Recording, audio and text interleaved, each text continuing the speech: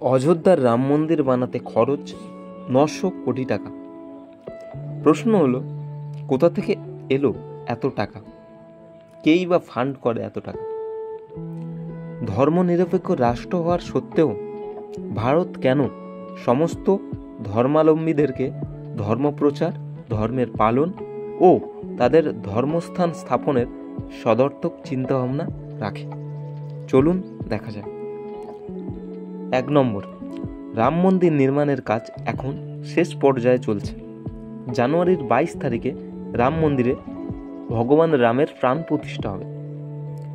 হাজার কানুনি প্রক্রিয়ার পর শেষমেশ 70 একর জমির উপরে মন্দির প্রতিষ্ঠার কাজ প্রায় শেষের পথে। 2 নম্বর, মানুষের প্রশ্ন, এত ভূসম্পত্তির মালিক কে হবে? কেন্দ্রীয় সরকারের তত্ত্বাবধানে গঠিত শ্রীরাম জন্মভূমি তীর্থক্ষেত্রের নির্মাণ হয়েছে।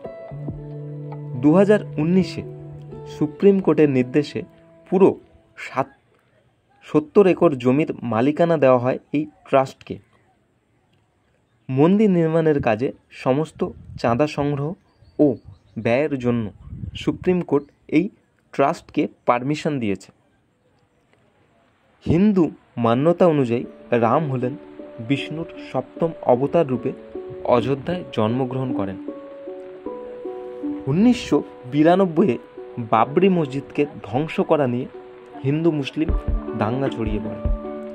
কেস চলতে চলতে মামলা সুপ্রিম কোর্টে পৌঁছায় এবং 9 নভেম্বর 2019-এ কোর্ট একটা ঐতিহাসিক রায় প্রদান করে যে ওই জায়গায় হিন্দু মন্দির স্থাপনের দায়িত্ব দেওয়া হবে একটা স্বেচ্ছাসেবী সংস্থাকে।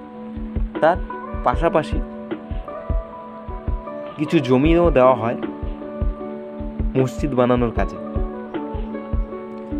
মানুষের মনে ধর্মের প্রতি এবং শ্রী রামের জন্মভূমির প্রতি সম্মান ও শ্রদ্ধা সদা সর্বদা বজায় থাকুক।